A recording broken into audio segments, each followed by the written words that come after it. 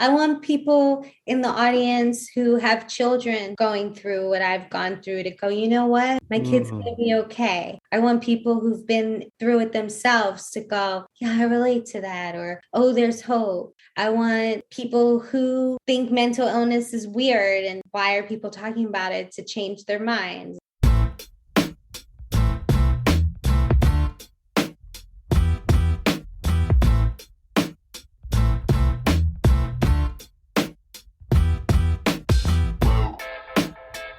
Hey there and welcome to Grit, True Stories That Matter. Grit is a weekly podcast about stories, the contemporary personal narrative kind of story and the people that craft and tell them. Now, some weeks a storyteller joins me here, tells one of their stories, and we break it down together. Other weeks, we feature stories from our myriad events, and other weeks, like this week, we have a conversation with a storyteller. Why, you ask? Well, we want to feature these storytellers and their stories, and also to help you, our listeners, craft and tell better, more engaging, more relatable, and more memorable stories. True stories, personal stories, grit stories. This week, I am joined by Erica Blumfield. Erica lives out in LA. We met last year, and she will be heading up very soon to the great state of Washington to join NAMI's Brainpower Chronicles, their annual event in which people share mental health-centered stories, kind of like our mental health happy hour. If you listen on Apple Podcast, do us a solid. Rate and review this podcast. I know I say that a lot, but it really does help people find it, and we want people to find it. Check the show notes for upcoming workshops and events, including the 99-second Story Slam and Deja True 3, in which you will hear 6 stories by the inimitable Swap Shop, 6 braided stories around the theme of Scarred. Okay, without further ado, Erica Blumfield, let's dive in. So we are going to talk about story stuff, right? Yeah. We're going to talk story, right? Especially around like the idea that you're telling a story with NAMI's Brainpower Chronicles, which is a great name, by the way. Isn't it great? Yeah, I might not steal it, but be inspired by it. But I remember when we had a conversation about telling these kinds of stories. I don't even know what it means, like mental health story. I don't actually know what that means. So yeah, I want to hear more about what you think about that. Well, I mean, I think a mental health story could be so many things. For me personally, it's about my experience with bipolar disorder. I've heard amazing mental health stories on PTSD and schizophrenia, depression. So they're pretty powerful, intense stuff. Mental health is a weird word. It's a charged. We both have stories that center on like a hospital stay, right? I do. I know you do. But like mental health is this big thing. It could be so much more than just that. It could be anything, right? Yeah, mental health stories that are from the perspective of people who maybe had a mother who had a type of mental health struggle, or a best friend, or, you know, a coworker, and just how it impacted their lives. And I love that. I will say that there's times where I'm in an audience and I get it. People grew up maybe with an unstable parent, but their stories, sometimes I feel so empathetic for their experience. Right. But a lot of time, often it can be like, this person was the worst. They're terrible. And I get that. Everyone needs to tell their story and express it. Me personally, it's hard for me to listen to those stories. And I feel so bad because there's so much misconception about mental health issues out there. But that is part of it, right? Like there's stories where people with mental health issues may have hurt somebody. But that brings me to the main point, which is, or my main thought is that these stories are being told, and all stories are being told, to find a universality. So even if the experience is so far from what you've experienced, what is the audience going to learn? How are they going to be changed by the story? Right. And so I think it's fine if you had a horrible mentally ill parent. I did. But I think a consciousness of how it gets put out there. For me, telling my own personal story and people telling stories about being adjacent. Because Sure. I even write things sometimes I'm like, well, that's stigmatizing what you just wrote, Erica. There's not a lot of mental health storytelling organizations. You don't have an infinite number of opportunities to share your experiences and what they mean to you with the world. And if Mm-hmm. you're on a stage, virtual or otherwise, I hope we're able to make it so that we want to hear what you're saying. You know what I'm talking about. That's me. And I don't know where to draw the line between, nope, leave it alone. It's their truth versus, yeah, it's your truth. But I'm telling you, in most spaces, people are probably going to not be listening by the minute one. That's my rant. We also agreed that just in general, we like stories that are crafted. Yeah. We're that type of storyteller. You write your stories, Yep. you rewrite your stories. I do too. I do get tied to lines. I want to say it the way I wrote it because I love it. I love it. And it took me maybe months to come up with that line. It takes work, it takes thought, it takes energy. Right. And I love it. Like I love the process and like I love the writing process and I love the performing process. And I craft both. I think that I feel that way about all stories, whether it's about mental health or not mental health. Sometimes people pull it off really great who are more off the cuff and I love their storytelling. I find more often than not, though, that's not Right. how I feel. And that's me. With any hard story, whether it be a mental health story or any just hard emotional story, there's so many levels to it. And number one, I think it's a matter of, has the information been processed? Has the experience been fully processed by the individual telling the story? And that's true for any hard story, because if you're not, if it hasn't been processed and you're still in the midst of, let's say, like extreme anger or the audience may be afraid for you. Unless you're telling a horror story, you want the audience to be in, I don't know, I just don't think you want them to be fearful. They can't worried about you on stage. So I think it has to be processed. For me also, usually it's not so much now that I haven't been doing it storytelling for that long, but I guess it's been like 5 years now. When I first started writing, oh my goodness, my drafts would just be so dark. I'm sure I've performed them out and read stuff. Yeah.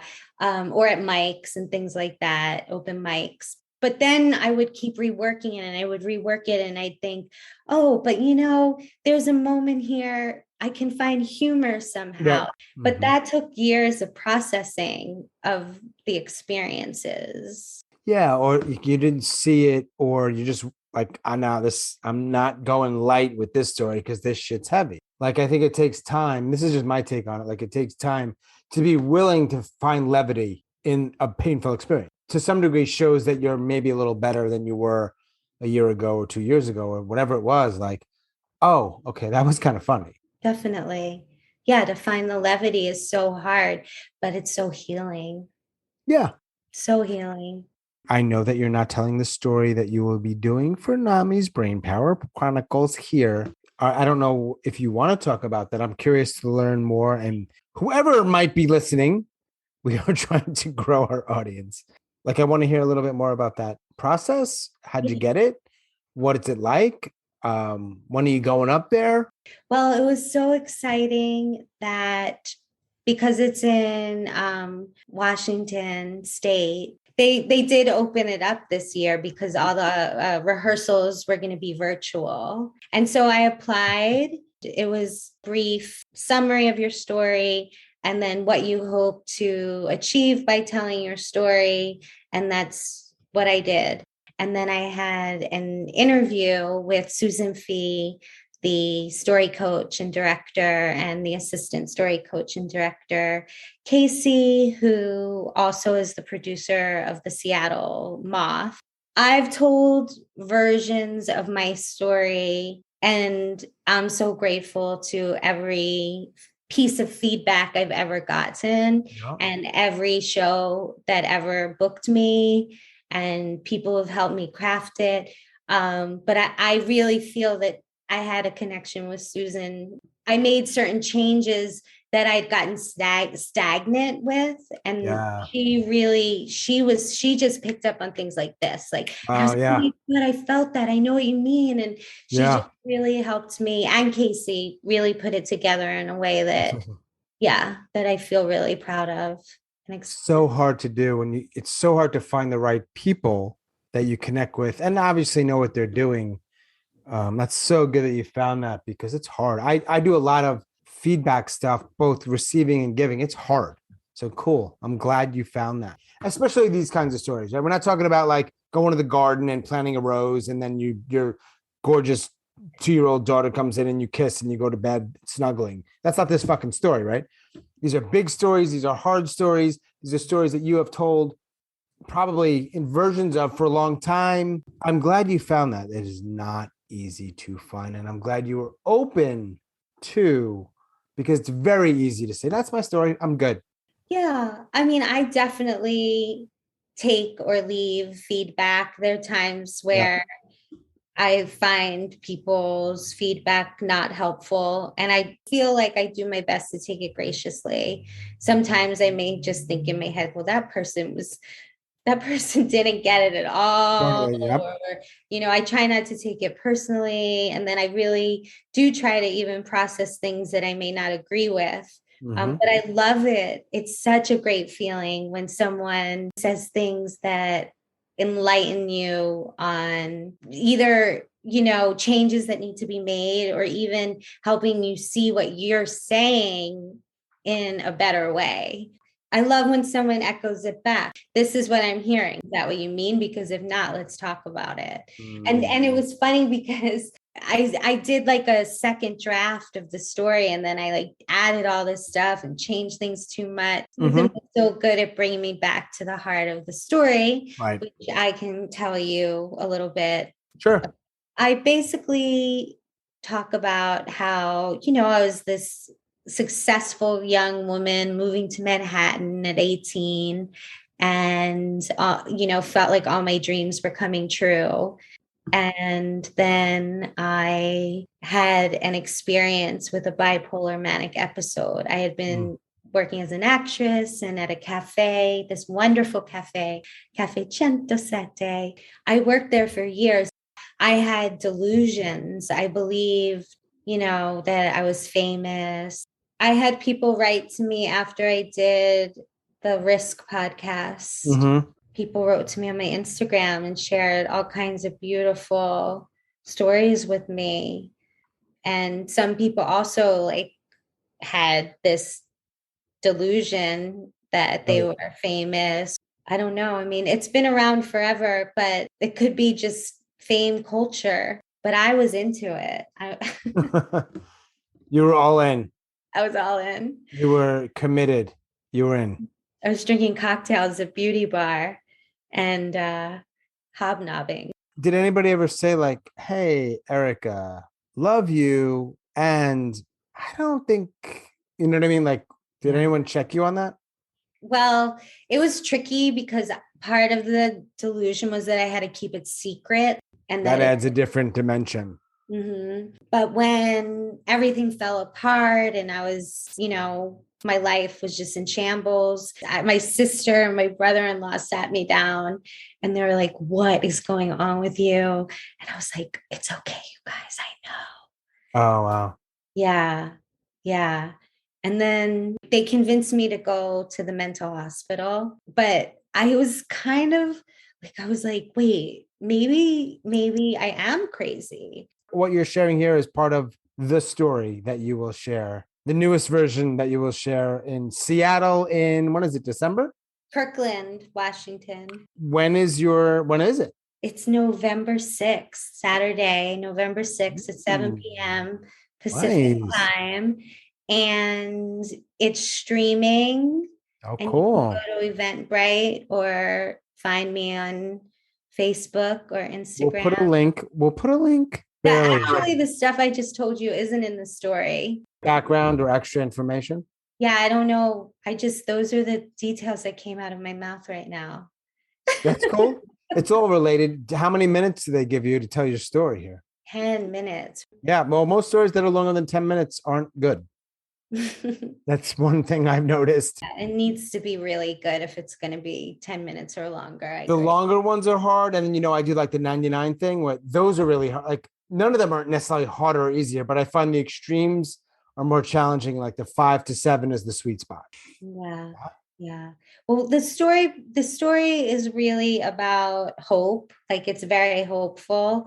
And my mission has Mm-hmm. always been in the best way that I can show that people with mental illness can really fall and really have a hard time and really lose it. But that if there's proper care and proper services, Mm-hmm. community, Mm-hmm. that people can really thrive. And so I try and tell my student people with mental illness can thrive, but it's definitely something that needs to be treated.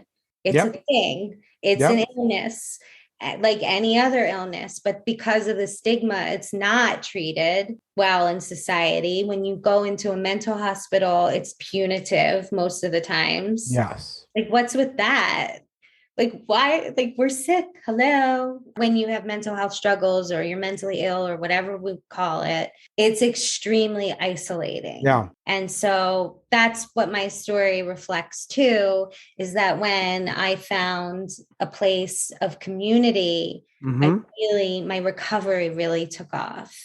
And to this day, I know that without my community of friends and storytellers, two of my cousins and my sister, I would be a mess. It wasn't instant, I had years and years and years where I could barely get out of bed, even on medication. Is that right? Oh yeah.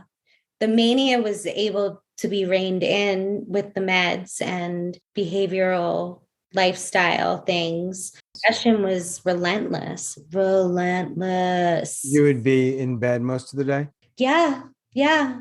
And I felt without hope. I mean, it was after my hospitalization, and then I went to the recovery homes and I really did so much better. And then I moved on to my life as a teacher. But there was like a big chunk of time too where I was battling the depression. And it doesn't just go away. Sure. It doesn't just go away. It's a beast. I will fight for the rest of my life. Does that piss you off? Like you got a little unlucky. Well, I think it did for a long time. I felt like I lost so much and it was Right. unfair. Mm-hmm. It was just so unfair. But now I can't live in that place. I look at it as I like the person I've become.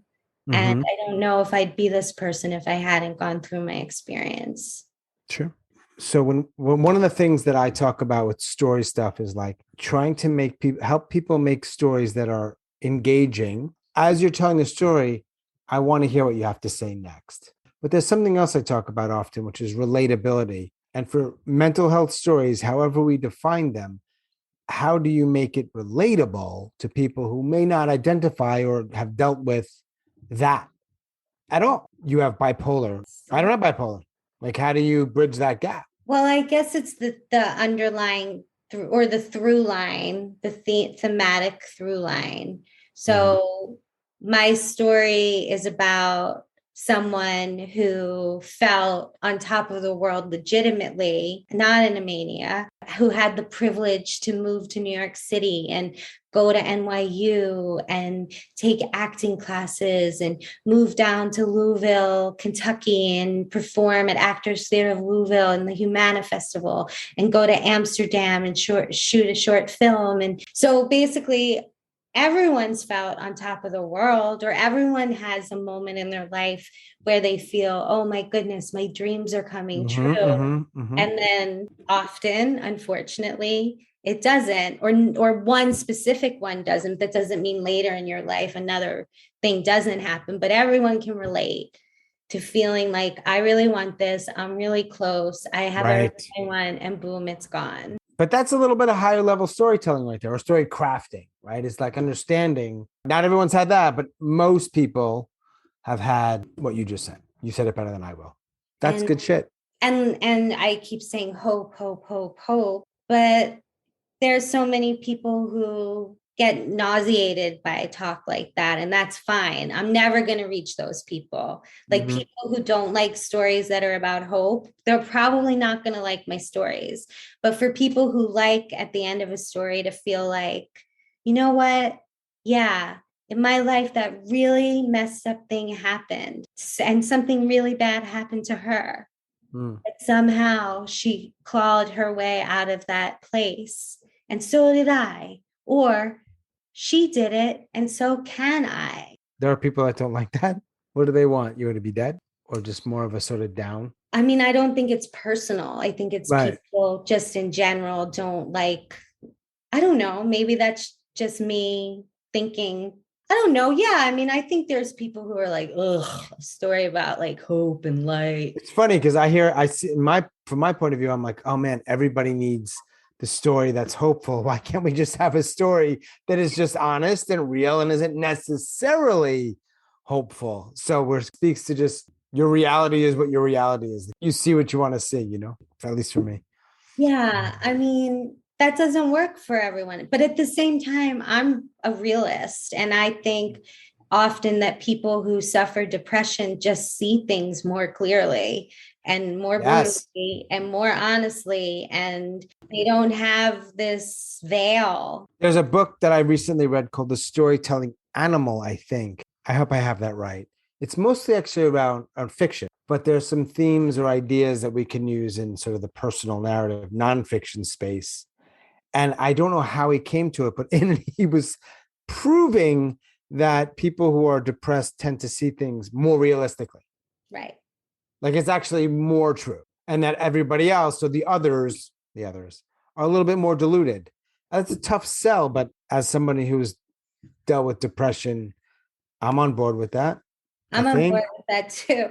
I think the deluded, I like love them. And I have so many people in my life who are that way. And that's great. I love them and I love them for it. Because if I'm in a really dark place, sometimes that can really bring me back. I don't know. It's complicated. It's all so complicated. But yet at the end of the day, it's all about humanity. It's all about our humanity. And how do you connect your humanity with someone else's humanity? It's a feat. Yep. You It's a craft. It's an art and craft. When you go to Kirkland and it's a live show in person, when I say live, right? So yeah. you're going to go there. They've given you some coaching, what you've seen receptive. You're going to appreciate it, it sounds like. And you're going to fly up there, right? Yeah. And then you're going to land. And then you're going to go to the space at some point, and then you're going to meet the people, and they might do a run through for tech stuff and all this. And then it's the show, and the lights are up, and the curtain's there, and the first teller goes, and you're third. I don't know if that's true. And second, and then you're about to be called. You're going to be nervous. What are you feeling like? I know you've performed a lot in your life. What are you feeling? I feel like tears springing to my eyes of such excitement and joy. Okay. I can't wait. And I played a lot of sports growing up, basketball. And when you play a lot of sports, you get used to pressure. Mm-hmm. And I like it. Mm-hmm. Right. It's such a great feeling when there's pressure and you've got it. Like you just know that you've prepared, you're ready, and it's like, I mean, I don't know if maybe I'm a little weird when I'm thinking I'm gonna crush, but it's a cool feeling. Like I'm gonna fucking crush this shit. I don't want to Which is also weird with like a mental health story, but that's how I feel. No, that's good. I don't want to give myself a kinahara, as we say in Yiddish, a jinx, a kinahara. No, I'm really just so excited that I'm getting the opportunity to tell this story. It's for a fundraiser. So even if you can't afford a ticket or can't tune into the live stream or go live, you can donate $1. Every dollar helps. Because I just want mental health to be financed. And cared about and destigmatized and all those things. So, and also I'm going to be completely honest, when you go through hell like I went through, it feels really gratifying that maybe somehow you can make a difference. Yeah, you get it in a way that others don't, period. And that's great that you're trying to make a difference, which can sound sort of trite, but it's true. I do. I want to make a difference. That's why I became a teacher. What else is our purpose on this planet? Money, baby, money. No, I'm just kidding. Again, I want to say Brain Power Chronicles is a very good name. I have Googled it and I thought, if NAMI Washington is doing this, maybe NAMI North Carolina or other states are doing it. You know what I found out? They're not.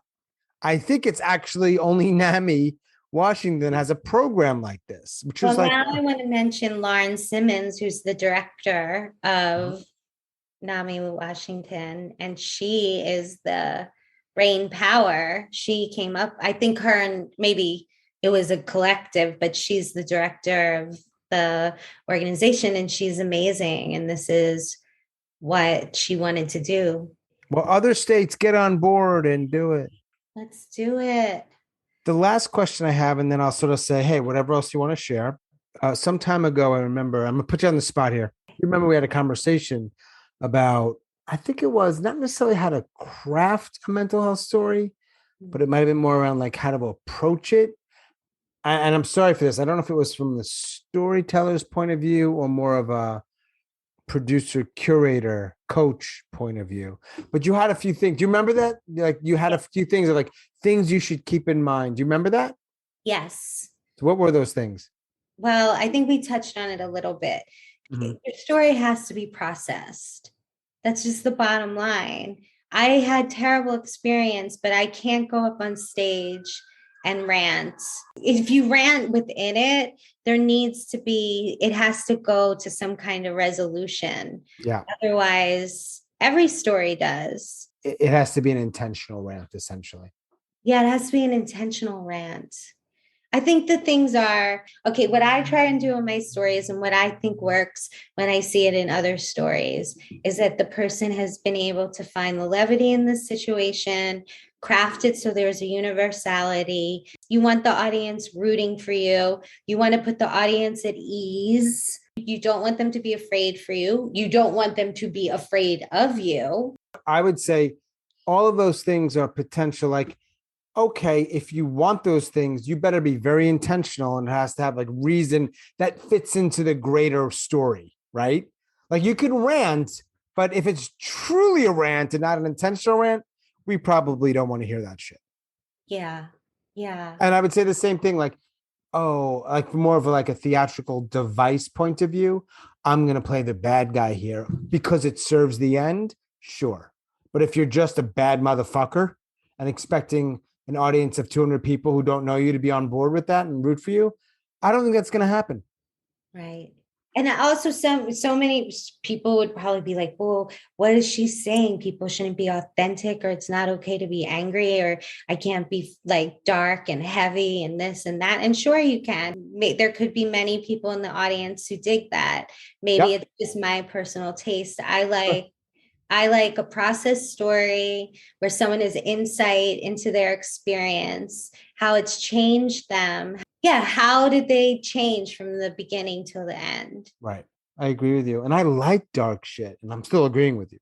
And it doesn't have to go from dark to light. There has to be some shift. There has to be some movement. I might be a little bit more open to dark than some other people, but even like super dark stuff, if it's not crafted well, which could mean a lot of things, I'm aware that you went through something hard and I empathize, but from a story, you know what I mean? Like, So I can't write about my parents. It comes out. It comes out I don't too, write about my parents either. Nothing ever. right? Someone just asked me about that recently. I'm like, no, too soon. They're like, dude, too soon? Look at you. Look in the fucking mirror. I'm like, yeah, no, nope, For me too. I'm like too nope. soon. I've got other stories I can put together. That one, maybe not. Yeah. Yeah. I'm gonna leave that for my memoir. I'm taking a memoir writing class right Oh, now. wow. Nice. Yeah, because every time I try and talk about it, I can tell how uncomfortable it makes everyone because I'm uncomfortable. Sure. Yeah. First of all, break a leg. Have fun. Yeah. Yeah. I'm really excited. I hope it doesn't rain because Seattle rains a lot. That area rains a lot. I know I bought an umbrella very recently because I was like, I don't even have a good umbrella because it rarely rains. It's LA, sure. Well, I really appreciate you having me on. Thanks for being on. Any last thoughts? I want people in the audience who have children who maybe have going through what I've gone through to go, you know what? My kid's going to be okay. I want people who've been through it themselves to go, yeah, I relate to that. Or, oh, there's hope. I want people who think mental illness is weird and why are people talking about it to change their minds. And I want people to open their minds.